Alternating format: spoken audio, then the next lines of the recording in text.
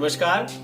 आज हमारे प्रधानमंत्री श्रीमान नरेंद्र जी मोदी ने हम सबसे आने वाले रविवार को रात्रि 9 बजे 9 मिनट चाहे हैं। एक्चुअल में उसकी वास्तविक अवधारणा क्या है, इस पर मैं चर्चा करूं उससे पहले आप घर पे बैठे, इंटरनेट सबके पास है, फ्री है।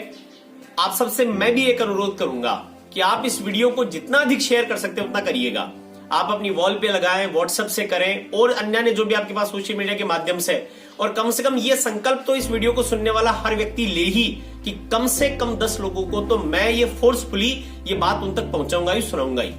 और देखिए, मुझे बड़ा आश्चर्य हुआ कि जो ही उन्होंने अपना संदेश पूरा किया, सोशल मीडिया पे उसके विरोध की बाढ़ सी आ गई।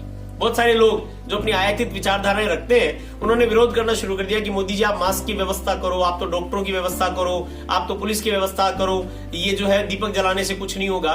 मैं उनको एक बात कहना चाहता हूं, हमारी वैदिक संस्कृति आपको पता नहीं है ना, आपने उसको पढ़ा है। उसमें 2 व्यवस्थाएं आती हैं कि जब भी संकट काल का समय हो तो आपको अनेक प्रयास करने होते हैं। जैसे मान लीजिए घर में कोई व्यक्ति वृद्ध है, या मान लीजिए कोई सामान्य व्यक्ति है, किसी का एक्सीडेंट हो गया, कोई भी हमारा शारीरिक परिजन है, उसको शारीरिक पीड़ा है, उस पीड़ा को दूर करने के लिए हम एलोपैथिक दवाइयों का प्रयोग करते हैं, लेकिन साथ साथ में उसको काढ़ा भी देते हैं। साथ साथ में हम लोग महामृत्युंजय का जाप भी करते हैं ताकि उनके आए हुए शारीरिक कष्टों का निवारण हो सके। अर्थात हमारे यहाँ अन्य प्रकार के तरीके हैं जिनसे हम आई हुई विपत्तियों का सामना करें। और ये विपत्ति तो ऐसी है जो अदृश्य है। मोदी जी ने रविवार क्यों चुना? मोदी जी ने रविवार इसलिए चुना क्योंकि दुनिया में चाहे किसी धर्म के मानने वाले हो, आप चाहे हिंदू हो, मुस्लिम हो, चाहे आप ईसाई हो, आप देखिएगा कि एक बिंदु ऐसा है जिसको हम प्रकाश कहते हैं, भगवान सूर्य कहते हैं। भगवान राम को नहीं मानने वाले लोग भी भारत में हैं, हिंदू भी हैं, मुझे आश्चर्य होता है, वो भी उनके अस्तित्व पर प्रश्न चिन्ह लगा सकते हैं, लेकिन आप सूर्य के अस्तित्व पर प्रश्न चिन्ह नहीं लगा सकते। भगवान सूर्य नहीं होंगे तो हमारे जीवन में कुछ नहीं होगा। अर्थात प्रकाश की साधना, प्रकाश का ध्यान और प्रकाश की मान्यता, ये हर एक धर्म मानता है। रविवार है, भगवान सूर्य का, भगवान भास्कर का दिन है, उस दिन हम प्रकाश की आराधना करें। और वो प्रकाश हमने रात्रि को क्यों लिया? क्योंकि हमारे यहाँ 2 तरह के यज्ञों की व्यवस्था है। एक होता है जिसको बोलते हैं द्रव्य यज्ञ, जो दिन में किया जाता है और उसके अंदर रात्रि में भी किया जा सकता है, किंतु उसमें बहुत सारे द्रव्य आपको समर्पित करने होते हैं। हवन सामग्री लगानी होती है, घी लगाना होता है, अन्य व्यवस्थाएं करनी होती है। लॉकडाउन का समय है, सब लोग घरों पर बैठे, ऐसी व्यवस्था ना बैठे, तो उसका दूसरा जो एक यज्ञ होता है उसको कहा जाता है भाव यज्ञ, जिसको हमारे गुरुदेव पंडित श्री राम शर्मा आचार्य जी ने दीप यज्ञ की संज्ञा दी है। दीप यज्ञ में आप भाव यज्ञ करते हैं, जिसमें आप 8-9 दीपक जलाते हैं, मोमबत्ती जला सकते हैं। वो दोनों भी नहीं हो तो मोदी जी ने तो आधुनिकता को देखते हुए मोबाइल की टॉर्च तक की व्यवस्था की है कि उसको आप जलाइए और वहां खड़े रह करके 9 मिनट तक हमारे पूरे सृष्टि के लिए मंगल कामना करने का महामृत्युंजय मंत्र पढ़ें। आप एक बात और ध्यान से सुनिए कि घर पे बैठ करके आइसोलेशन में जाकर के हम सब लोग अपनी सुरक्षा तो कर रहे हैं, लेकिन हमारी संस्कृति तो केवल अपने तक सीमित रहने वाली संस्कृति नहीं है। मोदी जी भारत के प्रधानमंत्री को अमेरिका के प्रधानमंत्री थोड़ी हैं। उन्होंने ये बात हम सबसे कहा कि घर बैठे हम क्या कर सकते हैं। आप राय दे रहे हैं उनको कि आप मास्क लाइए, सैनिटाइजर लाइए। मास्क, सैनिटाइजर, वेंटिलेटर, ये व्यवस्थाएं सरकार अपने स्तर पर कर रही है। WHO बार बार नेतृत्व की बात करता है, भारत की प्रशंसा कर रहा है, उसकी चिंता आप मत करो। हमारा काम ये हो सकता है कि हम घर बैठ करके क्या कर सकते हैं। हम सर्वे भवन्तु सुखिनः सर्वे सन्तु निरामया सर्वे भद्राणि पश्यन्तु मां कश्चित् दुःखभाग् भवेत्, इस अवधारणा को लेकर चलने वाले लोग हैं। अर्थात हम घर बैठ करके क्या कर सकते हैं। मोदी जी को राय ना दें, वो कर रहे हैं, सरकार अपना काम कर रही है। हम ये कर सकते हैं कि हम घर बैठ करके रविवार के रात्रि 9 बजे एक छोटा सा दीप यज्ञ अपने घर पे कर लें। उसमें 9 दीपक जला ले, 11 दीपक जला ले, मुंडेर पे आकर के महामृत्युंजय मंत्र का जोर से जाप करें। हमारे जितने लोग इसमें लगे हुए उनके स्वास्थ्य के लिए, जितने लोग कोरोना से पीड़ित है उनके स्वास्थ्य के लिए, और जो अभी स्वस्थ हैं उनके और दीर्घायुष्य के लिए ये दीप यज्ञ किया जा सकता है। मैं कई बार बड़ा अभिभूत होता हूं, मुझे बड़ा आश्चर्य होता है कि राजनीति में अपना पूरा जीवन बिताने वाले मोदी जी ये आइडिया लाते कहां से हैं। क्योंकि ये दीप यज्ञ की अवधारणा पर हम 15 वर्षों से तो मैं दीप यज्ञ करवा रहा हूं अनेक घरों में जाकर के, लेकिन सामूहिक दीप यज्ञ की अवधारणा उन्होंने ला करके रखी है।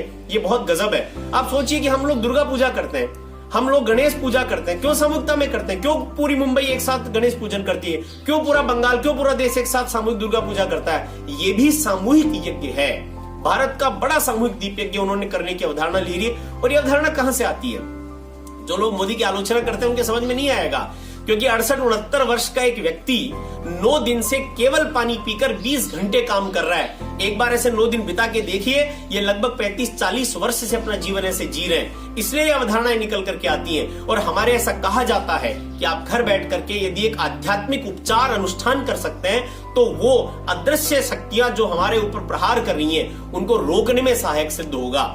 इसलिए भारतीय संस्कृति को जानने वाले लोग, और मैं एक और जो मुस्लिम भाई भी इसको देख रहे हैं, आप भी ये 9 दिन ये दीपक जला सकते हैं। आप भी नूर की साधना तो करते हैं, आप नूर साधना करिए, उसमें हदीस की, कुरान की आयतें आप बांध सकते हैं। जो हमारे ईसाई भाई हैं वो भी अपनी कोई ना कोई जो सर्व मंगल की उनकी प्रार्थनाएं हैं वो कर सकते हैं। ये प्रार्थनाएं करें और इन प्रार्थनाओं से एक जो सामूहिकता का तेज निकल करके आता, सामूहिकता की ऊर्जा निकल करके आती है, वो ऊर्जा हम घर बैठे भी अपना योगदान कम से कम ये दे सकते हैं कि बाहर हमारे डॉक्टर्स एलोपैथी उपचार कर रहे हैं, हम घर पे रह करके या बाकी लोग काढ़े इत्यादि से, अन्य जड़ी बूटियों से वो आयुर्वेदिक होम्योपैथिक उपचार कर सकते हैं, लेकिन ये आध्यात्मिक उपचार हम भी कर सकते हैं। इसको करिए रादर देन मोदी की आलोचना करने या उसके पूर्वाग्रह से ग्रसित होने के। गर्व करिए कि प्रधानमंत्री आपको ऐसा मिला जो वहां बैठ करके भी ये सोच सकता है कि 130 करोड़ हिंदुस्तानियों को एक साथ लाकर क्या ऐसा किया जा सकता है कि सबकी आहुति इस यज्ञ में, इस महालड़ाई में लग सके। ये आहुति लगाने का समय है, उसे लगाइए और इस वीडियो को अधिकाधिक लोगों तक भेजिए और उनको बताइए। और भैया एक बात और ध्यान रखिएगा, विज्ञान की अपनी सीमाएं हैं। विज्ञान आपको ये बता सकता है कि हृदय कहां है, लेकिन क्योंकि वो उसको खोलेगा यहां से और एक 200-250 ग्राम का ऑर्गन आपके सामने निकाल के बता सकता है, लेकिन उसी हृदय में प्रेम है, दया है, करुणा है, ईर्ष्या है, सद्भाव है। आप उसके कितने टुकड़े कर लीजिए, उसको आप निकाल के अलग नहीं कर सकते। अर्थात विज्ञान की भी अपनी सीमाएं, और हमारी संस्कृति विज्ञान और अध्यात्म का समन्वय करने वाली संस्कृति है। मोदी जी ने जो विराट सामूहिक दीप यज्ञ का आयोजन किया है, मैं चाहता हूं इसमें हर एक भारतीय की आहुति लगे। इसलिए सुनिए और उन लोगों तक भी भेजिए जो इसका सोशल मीडिया पे विरोध कर रहे हैं, क्योंकि वो नहीं जानते, उन्होंने भारत को नहीं पढ़ा, उन्होंने वेद को नहीं पढ़ा, उन्होंने भारतीय संस्कृति को नहीं पढ़ा।